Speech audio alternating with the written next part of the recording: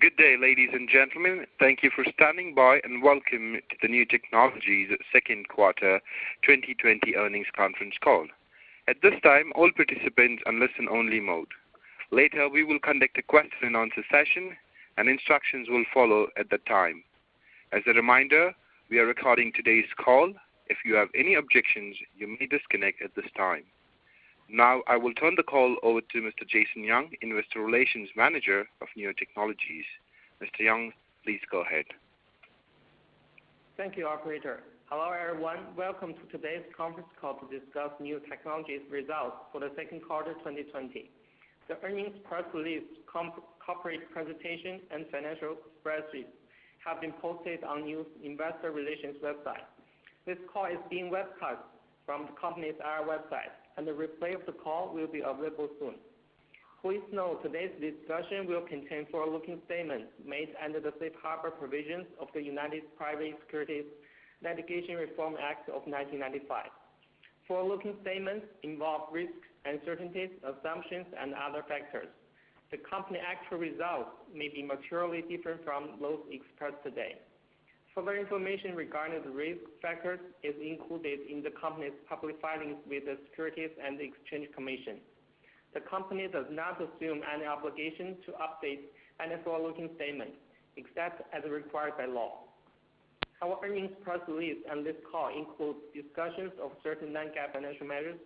The press release contains a definition of non-GAAP financial measures and the reconciliation of GAAP to non-GAAP financial results. On the call with me today are our CEO, Dr. Yan Li, and CFO, Mr. Hardy Zhang. Now, let me turn the call over to Yan.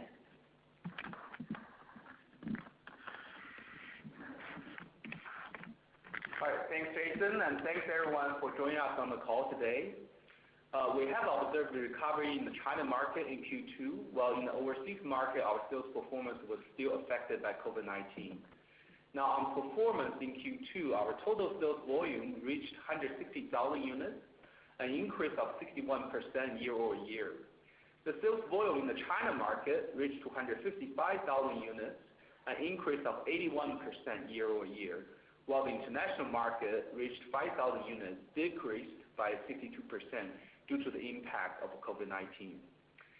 Despite the decline in sales in the overseas market in Q2, we remain very, very positive about our performance in the second half as the market gradually recovers from the COVID-19 outbreak.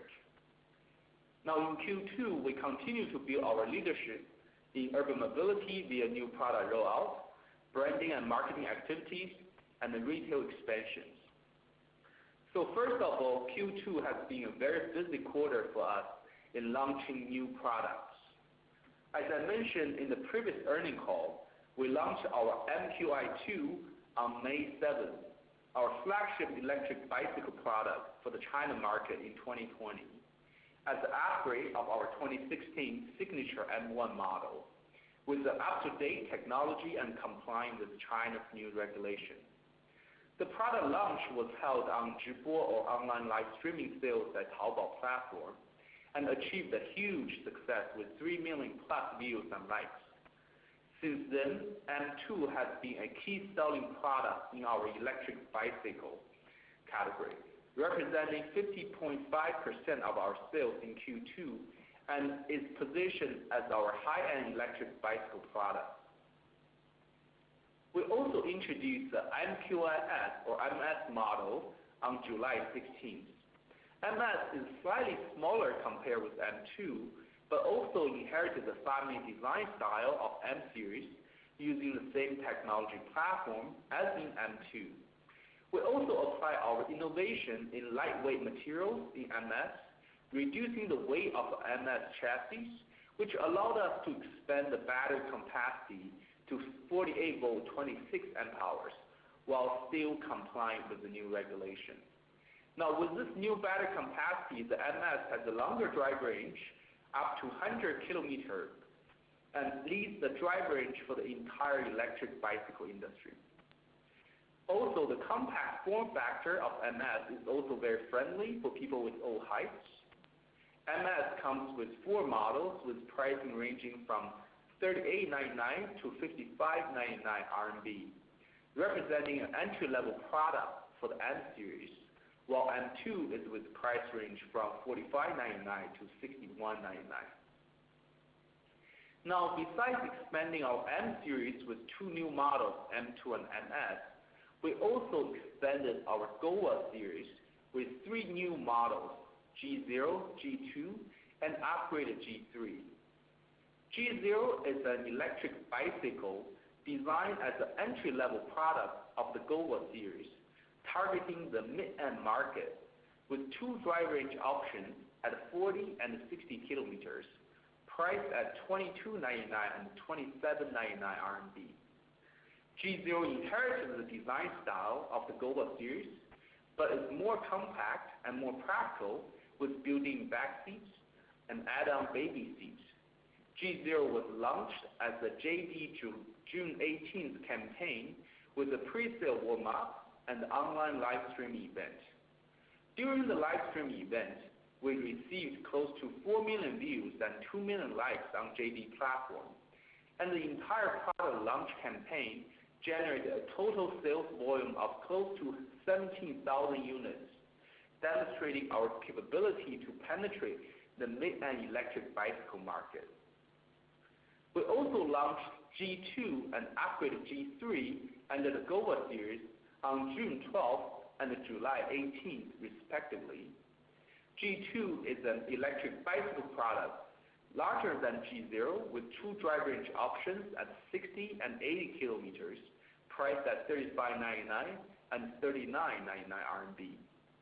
Now, G3 is the upgraded electric motorcycle product from our last year's G3 announcement, targeting cities with no restriction on motorcycles. It's bigger in size and with faster speeds up to 60 km per hour. It is equipped with three battery options and with price range from $42.99 to $64.99 RMB. Now with G0, G1, G2, and G3, our GOVA series achieved a full spectrum coverage from an entry-level electric bicycle to electric motorcycle, with price range from $22.99 RMB to $64.99 RMB, meeting a wide range of consumers' demand. The entire GOVA series will help us to expand our market reach to lower-tier cities.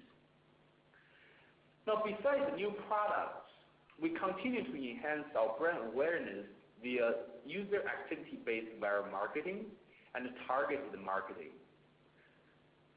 On user activity-based marketing, we had two very interesting events in Q2. First, a new fan from Shanghai spent 261 days riding along the entire border of China with total distance of 30,000 kilometers on our original N scooter. During his trip, the fan rode through the snow mountains, rode across the Gobi Desert, and challenged the extreme cold temperature of minus 41 degrees Celsius in the northeast China. So this story was published on Weibo and Douyin, and then was picked up by all major media across China. It has achieved 35 million views on social media and 10 plus key media coverage with hundreds of article mentions. Now second, to celebrate a new 5th anniversary, a new fan from Beijing actually sent a new miniature model up to 20,000 meters above the sea level in Inner Mongolia with a hot air balloon and made a vlog capturing the entire event. The vlog has also achieved 41 million views and received 9 million likes on Douyin. Both of those activities demonstrate a strong loyalty of our users to our brand and helped us to further build our brand awareness and brand reputation across a mass consumer base. Third, to promote safe riding, we also launched a No Helmet, No Ride campaign together with traffic administrative departments across 10 provinces and cities with Weibo articles and Douyin and Kuaishou videos. This campaign generated 24 million views across those platforms. Now with those efforts, we continue to build out our own site on short video platforms like Douyin and Kuaishou, with Douyin quarterly views increased to 47 million in Q2, a 23% growth over Q1, and Kuaishou to 4.5 million views in Q2 versus only 190,000 in Q1. Now internationally, despite the impact of COVID-19 virus, we continue to add key opinion leaders to the new crew team of creators. One worth to mention is the Spanish key opinion leader post on YouTube, and his post achieved 1.7 million views, making Niu a hot topic in Spain. And to further enhance the user experience and engage our new users, we launched a new social feature on our app called My Writing Journey, allowing users to quickly create a long-format pictures with the writing geopath to be easily shared in WeChat and within the app. More than 15,000 journeys have been created and published in our new app community. We will continue to add more functions to our app as a means to increase user engagement and build brand loyalty. Now lastly, a very popular hip-hop live competition show called Street Dance of China was launched on July 18th on Youku. It was expected to be one of the hottest shows for this summer in China. We will have two feature advertising in the semi-final and the final during the show, as well as an offline advertising campaign in September when the show is at its final stage. We estimate an overall exposure over 200 million online and 400 million views offline. Not only this will provide a brand awareness exposures, it will also help us to further enhance our brand image as a trending brand leading the urban lifestyle. Supported by the new products that enhance customer engagement and brand awareness, we continue to expand our footprint through store expansions and new market entries. Now in China, Niu added 51 stores to 1,084 stores in Q2. We expect to accelerate the store opening pace in Q3 as the COVID-19 situation recovered in China. For the international market, we have increased our market coverage to 45 countries with 3 more adds in South America, mainly the Dominican Republic, Peru, and Brazil. We added additional 48 flagship and premium stores with total counts reaching 91 flagship and premium stores versus 43 in Q1 despite the COVID-19 situation. Now I will turn to the call over to Hardy to discuss our financial results. Hardy. Thank you, Yan, and hello everyone. Our press release contains all the figures and the comparisons you need. We have also uploaded Excel format figures to our IR website for your easy reference. As I review our financial performance, keep in mind that we are referring to the second quarter figures unless I say otherwise, and that all monetary figures are RMB unless otherwise noted. Our Q2 sales volume reached 160,000 units, increased by 61% year-over-year. China sales volume increased by 81% as a result of demand recovery, retail sales network expansion, and new product launch. Our China online sales are particularly worth highlighting. Online sales continues to grow and accounted for 14% of total Q2 sales volume, compared with the 2% at the same period last year. The key reason is that this year we launched new products such as M2 and G0 through online platforms. This helped to mitigate the restriction from COVID-19 for any big offline event, and also offered a good alternative for customers who are reluctant to go to offline stores. International sales volume decreased by 82% due to the adverse impact from COVID-19. The lower international sales volume had a significant impact on our Q2 financials. For example, in Q2 we had a lower ASP, lower gross margin, and also lower revenues from accessory spare parts. Many of these lines are caused by the lower international sales. We will discuss the impact in details later. We also encourage you to keep this in mind while analyzing our financials. Regarding product mix, as we launched the new products M2, G0 and G2 models in the second quarter, the product mix changed accordingly. N series accounted for around 20% of total volume. M series accounted for around 20%. U series accounted for 40%, and the GOVA series accounted for remaining 20%. The changes in the product mix affected our Q2 revenues and ASP. Total revenues increased by 21.6% to 645 million, in line with the guidance we provided earlier. Revenues from scooters increased by 28% in total, out of which China market increased by 59% and the international market decreased by 53%. Our Q2 scooter revenue was, however, negatively affected by the price discount we offered during the new product launch through e-commerce platforms. For example, we offered RMB 500 discount on new model G0. Such price discounts affected our revenue by approximately RMB 10 million in aggregate. But since we offered a price discount, we are able to save on sales and marketing expense, which I will discuss later. Revenues from accessories, spare parts, and services decreased by 17% in total, out of which China market increased by 70%. International market decreased by 70%. The decline of international sales is mainly due to lower spare parts sales to the sharing operators. Here again, we encourage you to look at China and international market separately to get a better picture of our business for this quarter. Revenues per scooter, or ASP, decreased by 25%. There are a few key drivers for the decline. First, the lower proportion of scooter sales from international market. The impact on ASP is estimated to be 8.5%. Second, the lower spare parts sales from international market. The impact on ASP is around 6.5%. Thirdly, the launch of low-price model G0 affected ASP by around 6%.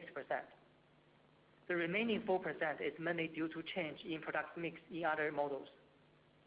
In summary, out of the 25% ASP decline, 8.5% is due to the lower scooter sales from international market. With the recovery of international market in the coming quarters, we expect this negative impact will be much less going forward. Gross margin was 23%, 0.7 percentage points lower than this time last year.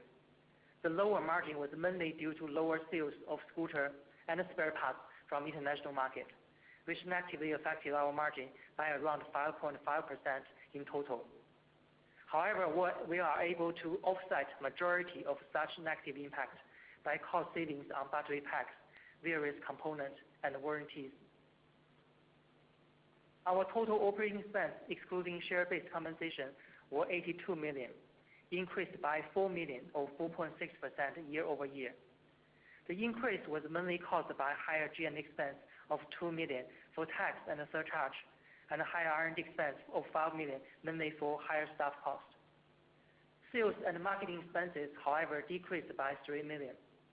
As percentage of revenue, the sales and marketing expense, excluding share-based compensation, was 6.6% compared with 8.7% in Q2 last year.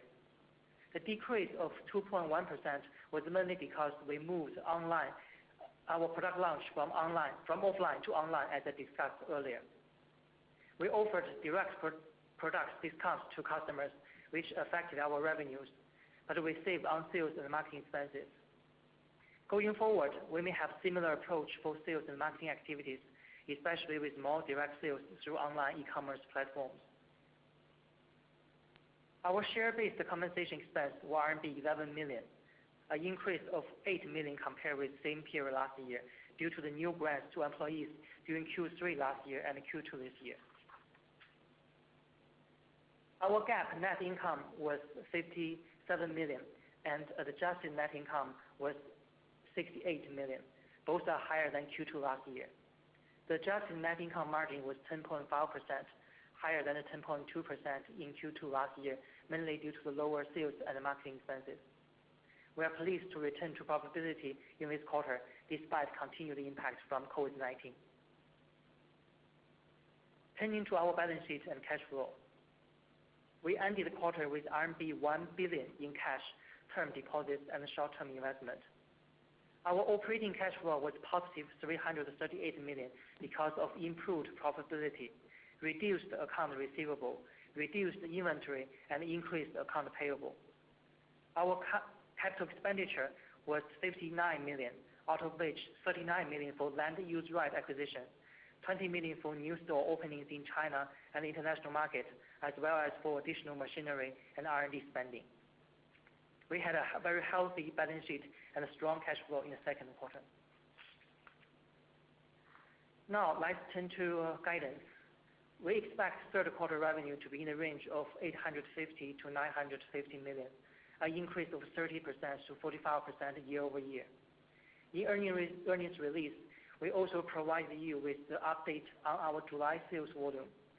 China sales volume grew by 64%, even though there were very bad weather conditions in China. The massive flooding affected our logistics and retail sales in July. International sales volume grew by 56% year over year. With that, let's now open the call for any question that you may have for us. Operator, please go ahead. Certainly. Ladies and gentlemen, we will now begin the question and answer session. If you wish to ask a question, please press star 1 on your telephone and wait for your name to be announced.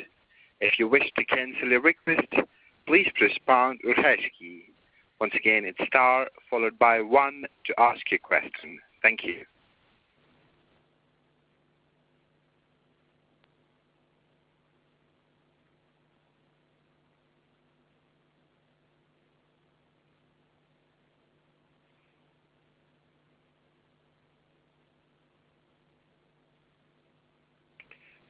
Once again, if you wish to ask a question, please press star 1 on your telephone and wait for your name to be announced. If you wish to cancel your request, please press pound or hash key.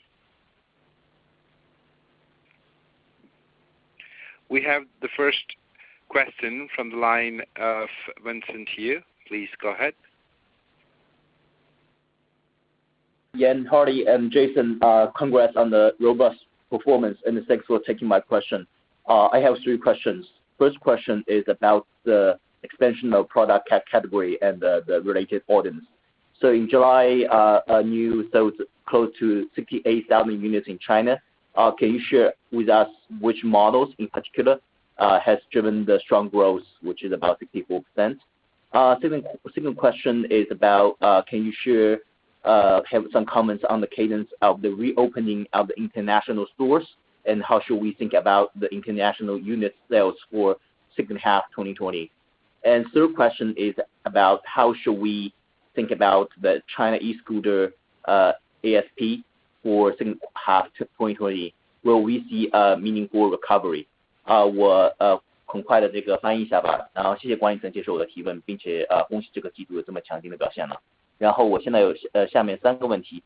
第一是关于我们在这个低价市场的扩张，我们看到我们7月份在国内卖出了这个将近68000辆，可以向我们分享一下具体哪些型号在推动这个强劲的增长吗？然后第二个问题是关于我们的国际业务，关医生能不能分享一些关于国际业务的重新启动，然后店铺的重开计划，以及我们下半年的国际业务的这个 unit sales 就单位增长。然后第3个就是关于我们下半年在国内的这个 ASP 单价，就是我们会看到一个怎么样的趋势呢？是不是会看到一个明显的回升呢？谢谢 ，Thanks. Thanks, Vincent. Let me answer you the first question.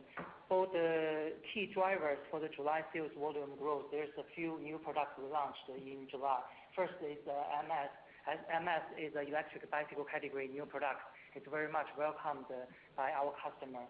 In July, MS contributes to around 10% of our sales volume in the China market. And another key driver is the Gova series. We launched both G0 in second quarter. Also, we launched G2. Both of them are electric bicycle. They are also the key drivers for the July sales volume growth. So it's mainly these 3 key new products driving the growth. For the second question, I would like Yan to comment on. I think for the international market, basically, I think we do have a pretty good expectation in terms of Q3 and Q4, partially because one, all our stores are opened so far in all the countries. So it looks like it's back to in the business.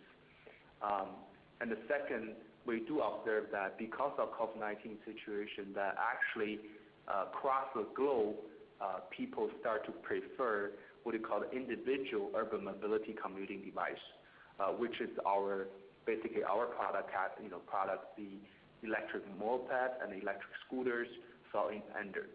So that was actually a good sign to drive sales. And then lastly, I think we are also planning to roll out in the second half of this year, our EUB, our first electric, let's call it power-assisted electric bicycles, or the e-bike, and there's sort of the European categories as an e-bike. So that product will be rolled out most likely in Q4 this year, and that will also help to drive a little bit sales in Q4, and actually also roll over to the 2021. So net to net, I think right now it's very positive, and we're also start to seeing orders from sharing operators as well. As we just recently actually got an opportunity of a few orders from the sharing operators, really to expand their sharing operations in Europe. I think due to a similar basic phenomenon that we observe, they observe very similar phenomenon as due to the COVID-19 situation, people start to using this individual commuting device, whether it's owned or shared. And one more thing we roll out, as we mentioned in the previous call, actually, we roll out a new rental program in July in Europe. And this program is actually through an app. The user can actually rent new scooter from participated dealers on weekly basis, daily basis. And so far, we have more than hundreds of dealers participate in this new rental program. And we think this actually will also help to lower what they call the entry barriers and give people even a cheaper way to try out a new scooter first before making a purchase decision. So those are all the few things that we're really working hard to get the international market back on track. Yeah, so that's for my question. For question 3 on the ASP, I'll let Hardy to answer that. Sure. For the scooter ASP, let's first talk about the second quarter ASP. The overall ASP declined by 25%, and as I mentioned, 8.5% is because lower international sales. And since July, you see, we have already seen a recovery of international market sales. In July, our international market sales grew by 56%. China market goes around 64%. So they are growing at a similar speed. Therefore, in Q3, also in the remaining of the year, we believe this 8.5% will not be there anymore. So if you take this 8.5% out of this 25%, that gives you remaining 17% that may last for the remaining of the year.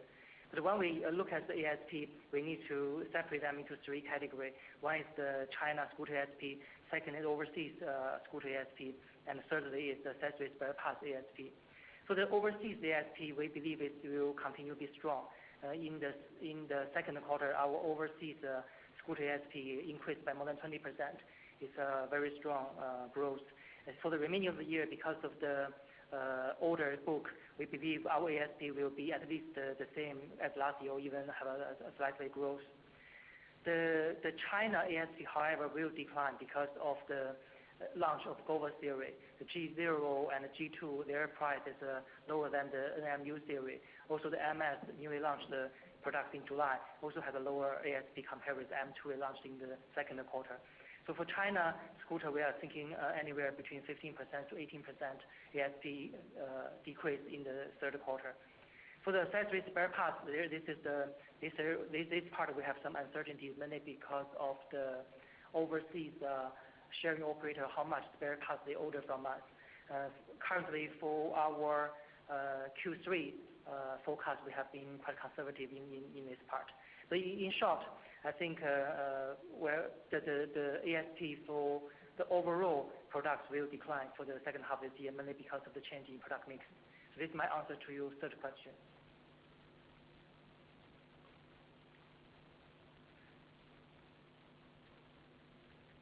Can we move to the next question, sir? Thank you. Hello, person. Yeah. The next question comes from the line of Bing Wang. Please go ahead. Question. Number one is that about the gross margin. I actually found the gross margin quite stable. If possible, can you provide a detail about the vehicle or scooter gross margin? And is that increase or decline? And second is about the service. And second, is any one-off issue in the gross margin we can explain in the second quarter? That is the second one is that you mentioned that the raw material and the parts decline or battery decline is the key driver for the margin stabilization. Can you quantify how much from the normal parts, how much from the battery, etc.? That's number one question. Number two is about the share-based compensation. I actually found that this one is pretty big in the first half. You just mentioned that you actually offer more or grant more in the second quarter this year. Can I assume this number will be similar in the future compared to 2019? How should we think about the share-based compensation? That's the second question.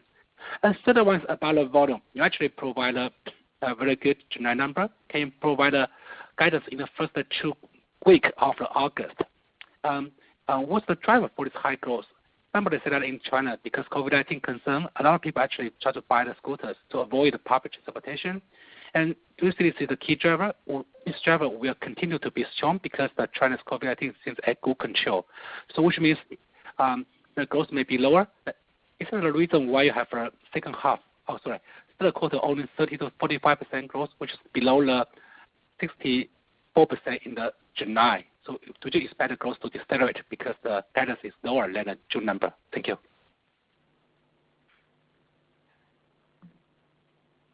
Sure. Let me first answer your question on the gross margin.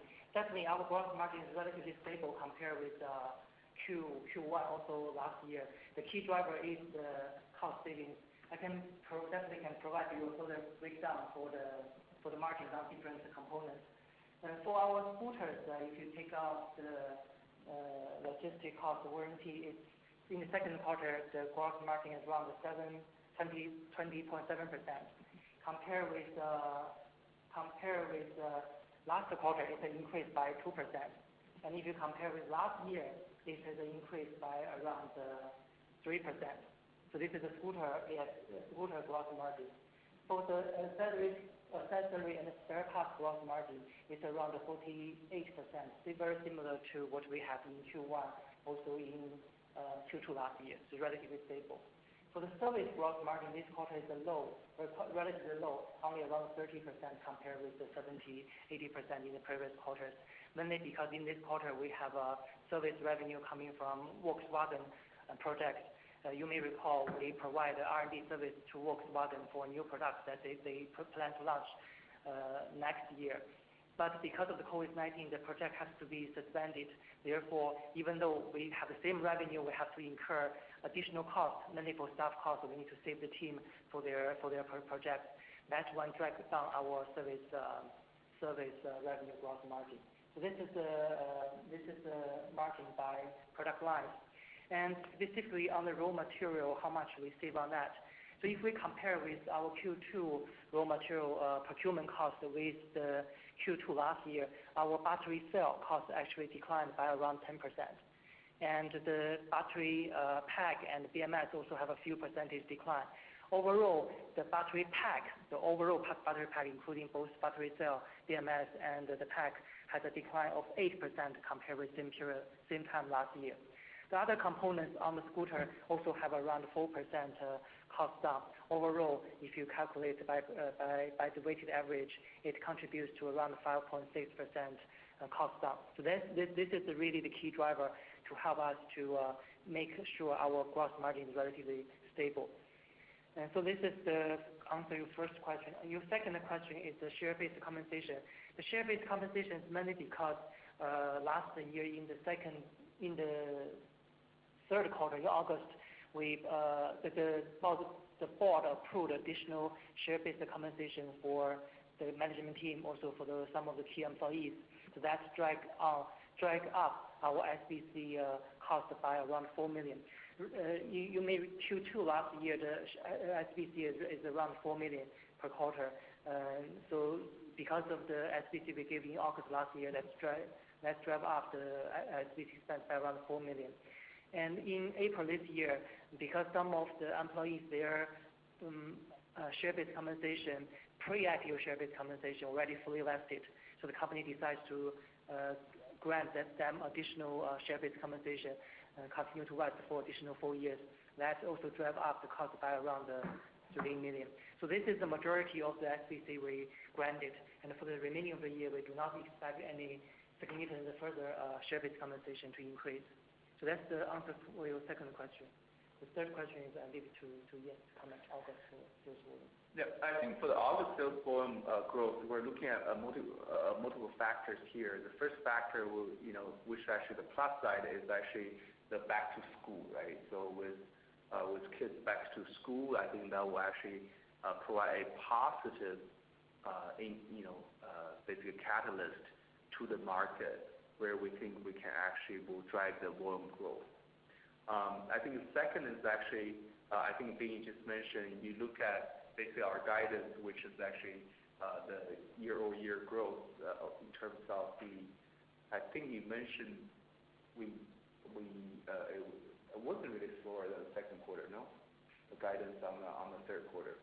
Higher, 30% to 45%. Yeah, it's actually higher than the second quarter. So I think that's what we think the back to school will help us. Second is actually a lot of our new products. We look at as I mentioned, the G2, the G0, the G2, the G3, the MS. All those products, basically with first the G0 and the G2 announced in mid-June. The rest is actually in July. So if you think about those products, will kick in. The effect of this new product will kick in practically in Q3 this year. So typically when we first announce a new product, it usually, we have our own ramp-up period, and also it takes, roughly about a month or so for the market to fully start to accept the product and really ramp up the sales. So I think those new products will help us in terms of drive up the August sales. And lastly, I think with a phenomenon we observe, as I mentioned in the call, where with the G0, now we start seeing an early sign of G2, where with G0 and G2, it actually also helped us to penetrate what we call the lower tier cities. In the market where used to be we don't have a perfect product for those markets. And that actually helped us, I think with our store expansions in Q3, those also will contribute in terms of the Q3 growth. Just to add to Yan's comments on August sales trend, and in the first half of August, our sales volume growth maintained at least the same speed as what we delivered in July. In the second half of August, we expect the volume growth will accelerate, mainly because we started the new school opening promotion activity from Monday, from today. Normally that will drive the volume further up. Yeah, so that's the answer to your question on August sales volume growth. But also the third quarter guidance only 30 to 45, which is well below the 64 in July and August, right? It's mainly because of the ASP. I mean, as I said, because we launched the G0, G2, also MS, their ASP is lower than the average ASP. So this will drag down the ASP, but the volume will still be quite strong. Okay, lastly, what about the COVID-19 impact? Because I know the second quarter, whole China actually volume increased by 45% because of COVID-19. So do you see the COVID-19 impact or help will be less going forward because COVID-19 seems to be better controlled in mainland China? Thank you.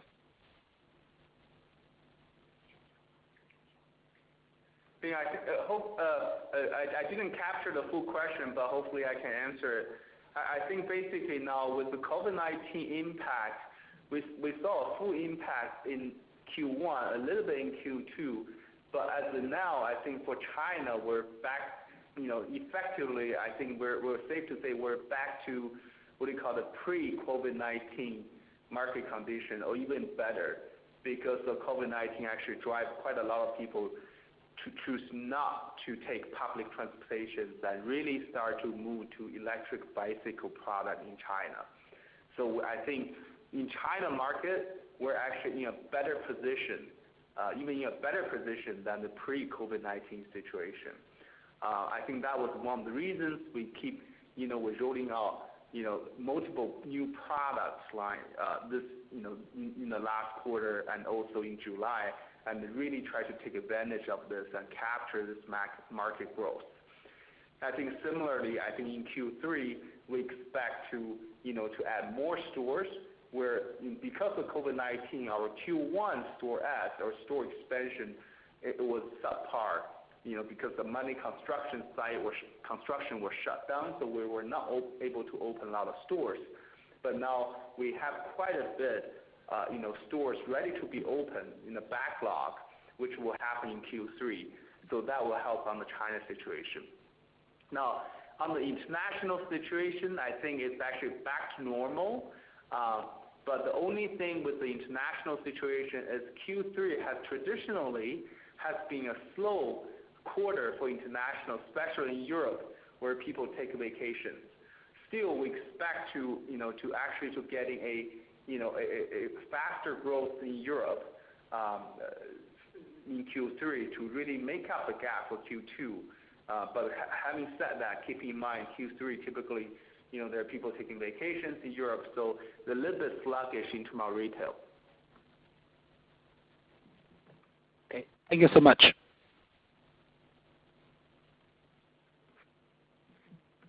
Thank you. We have our next question from the line of Lei Wang. Please go ahead. Good morning, Dr. Li and Hardy. This is Wang Lei speaking from CICC. So first of all, congratulations on the strong sales despite of the impact from coronavirus. That's very inspiring for sure. So basically I have three questions on financials and some other factors. The first question is about the ASP of the spare parts. This was around like 800 RMB in the second quarter of 2019, and then dropped to like 500 RMB in the third quarter, and then increased to 1,200 in the first quarter of 2020, even with the COVID-19 impact in China. So what could be the driver that makes the key differences that spare parts ASP? That's the first question. And then the second question is about the new regulations that we believe will redefine the two-wheeler industry in China. So it seems individual cities are having different law enforcement strengths. For instance, in Beijing, it seems we have a more restricted environment, while Shanghai is not taking that regulation seriously for now. How do you view the enforcement in the following quarters? That's the second question. And then the last question and the third question is about the impact from the sharing economy. So looking forward, do we think the rising of the sharing economy will lead to a negative impact to our sales in the future, or will Niu become a key vehicle suppliers for this industry? That's all my questions. Thanks. Sure. Thanks, Lei. Let me answer your first question about the spare parts ASP. Then I think we need to first talk about the total revenue for accessories, spare parts, and services. I think the revenue comes from two sources. One is the sales from the China market. Secondly, it's the revenue coming from overseas markets. So even though in the second quarter our total revenue from this category reduced by 17%, but if you see that into international market and also China market actually grew by 70%. Overseas market declined by 70%. So in China, if you calculate average ASP per scooter, the price is actually quite stable. So the decline or the fluctuations mainly coming from overseas market. So for the overseas market, the key driver for our revenue in this category is the actual battery and some spare parts we sold to sharing operators in the overseas market, in both Europe and also in the US. This year, because of COVID-19, continue to affect U.S., continue to affect Europe. Therefore, we have much less spare parts sold to the overseas market. So that is really the driver who contributes to the fluctuation of the ASP. We think this will continue for probably in the next 1 or 2 quarters.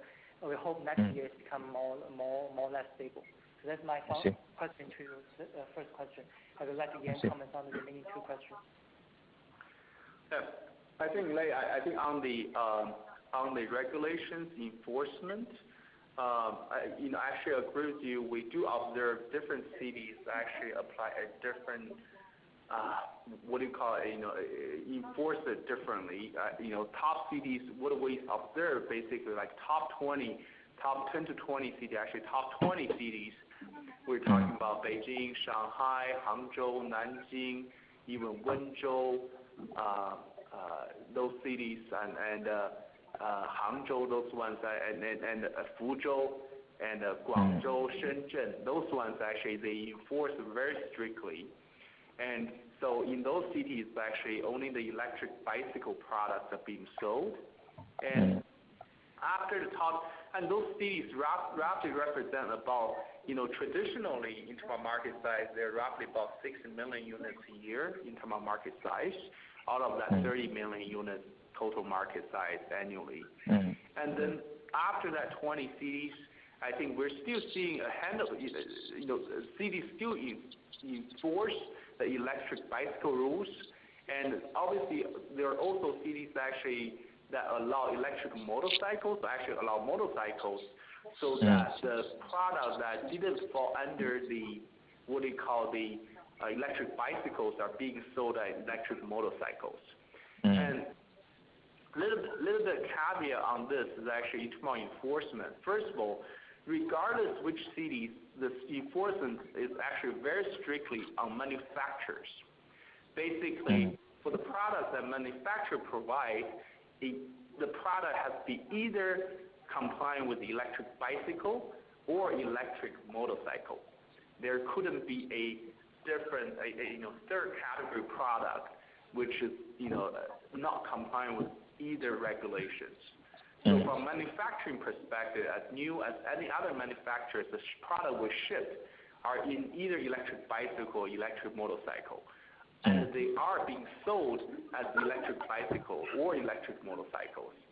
I think only the city is a little bit loose on this are cities doesn't require people to get license plate on their electric bicycles or electric motorcycles. That's where the enforcement a little bit loose. But I think I gave a really long answer for a short question here. But I think as time passes, you're gonna see more and more cities gonna enforce the rules. For example, last year we didn't see Xuzhou, basically third-tier city in Jiangsu, really enforce this. But this year, Xuzhou the Xuzhou actually start offering, require people to get license plates on electric bicycles. Practically, basically April, May this year. So you're gonna see more and more cities actually will apply the policy. I think the reason it's slower because it requires quite a bit of administrative effort to establish what we call the license plate protocol. Getting the local traffic management to set up posts, to get bicycles to get license plate registrations. So that it takes time, but I think within a couple years or so, you're gonna see more than city get be enforced strictly. So okay, so it seems not only to lobby the central government, but also we need to take some time to lobby the local governments, asking them to implement the implementations. Right? Actually, it doesn't require the lobbying. It's really that the local administrative government actually, what do you call it, have the task force. Yeah, okay, so all right. Yeah, so it's basically where they turn around and see, well, we need to do this. Now, do we have the task force ready? Xuzhou didn't do it last year because they didn't feel like they have the task force ready to get over, to come with what we call the implementation of it. And then this year, Xuzhou is ready, join the club. So you're going to see more cities. Lastly, on the sharing operations, yes, we also observe quite, some sharing operations, mostly still on tier 3 or tier 4, tier 5 cities. For example, I visit a city called Quanzhou, so I see a lot of sharing with electric bicycle sharing. There are ones deployed by Hello, there's one deployed by Meituan, and there's electric bicycle sharing operators. We think that's actually complement as part of solution for urban mobility. It has little impact to our business because all our products are on the mid-end to high-end products. If you actually look at the bikes that sharing operator deploys, it's very simple. It doesn't even have what we call a display, minimum plastics. It simply just lets you get by.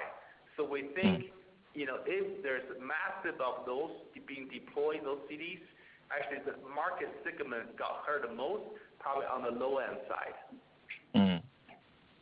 I see. So basically, they won't have impact to our future sales in those lower tier cities, because we're having the more advanced products. All right. Yeah. Right. We experienced that in 2016 or 17 we got those questions in 2016, 17 when the sharing bicycles hit its prime. Currently, the sharing electric bicycles, sort of the operation domain basically allows you to ride a little bit longer distance, but other than that, it serves the same market, right? All right. Okay. All right. That answers all my questions. Thanks, Dr. Li, and thanks, Hardy. All right. Thank you. Thank you. Thank you. We have the next question from the line of Alex Potter. Please go ahead.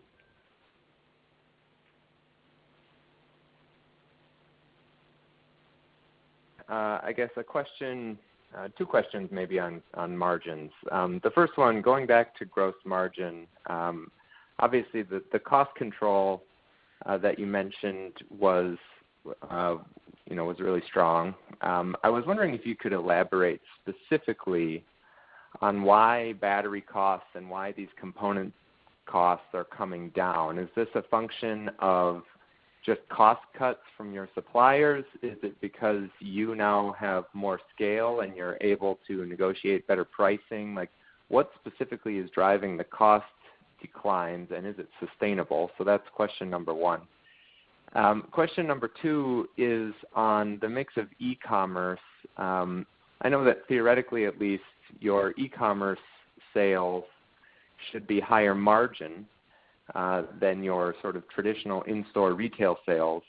Was this a driver of the gross margin outperformance in the quarter as well, or how would you quantify the impact there on margins? Thanks. Sure. Thanks, Alex. For your first question on the gross margin, the way how we negotiate with our suppliers is that in the beginning of the year we agree on volume and we also agree on the price, and also we agree on a volume-based discount. So the more we purchase from them, the lower discount we can get from them. Of course, so this is one of the key drivers why you see the large volume give us a lot of benefit for cost savings.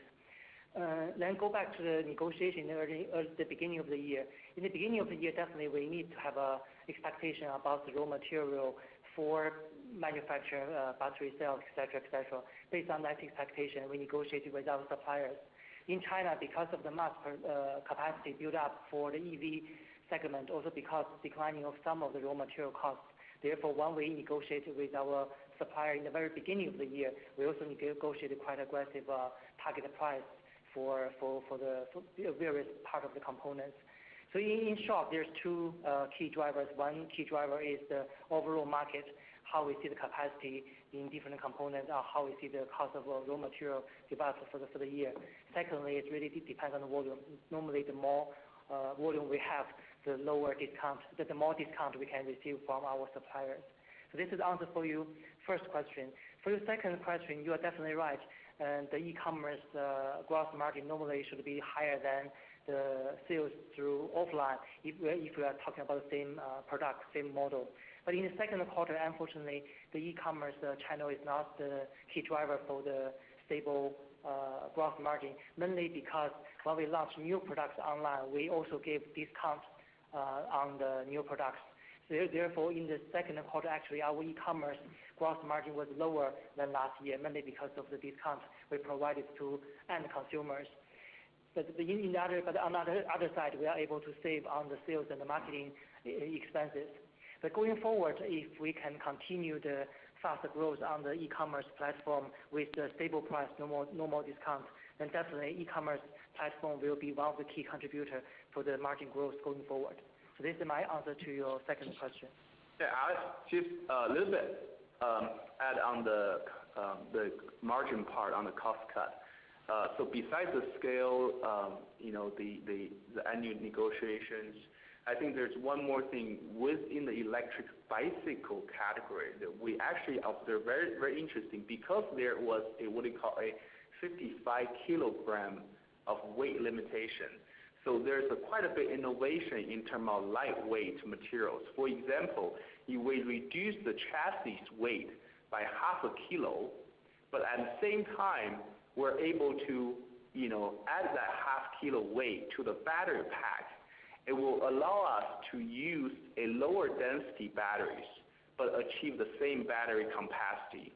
And by doing so, we have observed in cases that we're actually able to save 100 or to 200 RMB on per scooter basis. If you look at this on a scooter of 4,000 or 5,000 RMB, this is basically 5% savings. So this is actually due to to figure out where. It's simply it's a math question. It's a math question where the total weight is restricted at 55 kilo. So where should I reduce the weight and where should I increase the weight, and such that give me a lower cost product at the same performance. So there are a few tricks or innovations we're also doing on that domain, which actually helped quite a bit as well. Great, very good. Thanks. That's very helpful. Thank you. We have our next question from the line of Jun Qian. Please go ahead. Thanks for taking my question. This is Xin Qian from CITIC Securities. So I have a couple of questions about the new products. So we just noticed that Yadi is also releasing new products, the pedal-assisted electric bikes. I was wondering what's your point of view about this niche market, and when exactly will your new product launch? And in your opinion, what size of this market will be in the future? And I have another question about the new brand Gova. Can you tell us what's the approximate gross profit margins of Gova? Thanks. All right. So Xin-Chi, let me actually quickly talk about the first. I assume you mentioned this is power-assisted bicycle, or what we call the pedelec or e-bike, basically 助力自行车, this product category. So our product, we actually announced at a CES this year in January. It's EUB01, and this product is targeted European and the United States market. The reason we targeted in Europe and the United States market because market size is huge. Basically, it's a 5 million units a year market with average retail ASP of $2,500 US. And that market has been doubled in the last 3 years and expected to be double again in the next 3 or 4 years. So I think it's actually, and for us to get into that market is actually also very simple. It uses motor. The only thing it requires the power assist sensors. But in terms of design frame, we have all that capability internally. The only caveat with that product for Europe is the power-assisted bicycle in Europe. There's anti-dumping policy from Europe against China, so that our product has to be locally manufactured in Europe. So we actually able to secure a local manufacturer partner in Europe, and it will help us to produce that product in Europe. This product got a little bit delayed this year because of COVID-19 situation. Our team couldn't get to Europe. There has been a lot of on-site negotiation, checking the site, all that stuff. So it got a little bit delayed. But hopefully we should be able to get this product out the door in the second half, and it will drive a huge future growth for the Europe and United States market. This particular product, we don't think this product actually have a market in China, particularly because China people actually, the power assisted bicycle is not as friendly as our electric bicycle product.